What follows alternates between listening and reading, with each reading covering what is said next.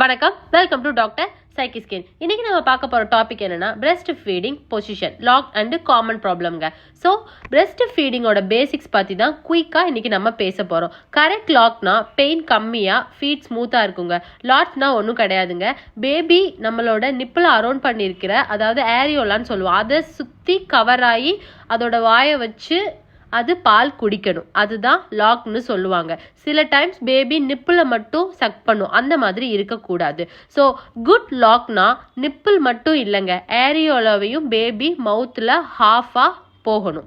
பேபியோட மவுத்து ஹாஃபாக ஆல்வியோலர் வரைக்குமே போயிருக்கணும்.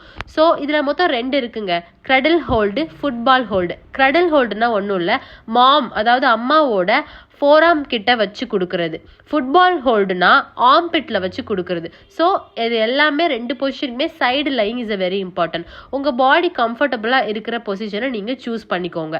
கிராக்குடு நிப்பில் அவாய்ட் பண்ணிக்கோங்க, ஏன்னா லாக் டீப்பாக இருக்கணும். செக் பண்ணுங்கள், கிராக்குடாக இருந்தால் டீப்பாக இருக்காது. ஸோ பேபியோட ஸ்வாலோவிங் சவுண்டு, அதாவது பாலை முழுங்குறதோட சென்சேஷன் உங்களுக்கு தெரிஞ்சிருக்கணும். ஸோ இன்னொன்று, சின் பிரெஸ்ட்டு டச் பண்ணுதா, என்ன சொல்கிறது, சின்னதாக பேபி வந்துட்டு பிரெஸ்ட்டை டச் பண்ணியிருக்கணுங்க.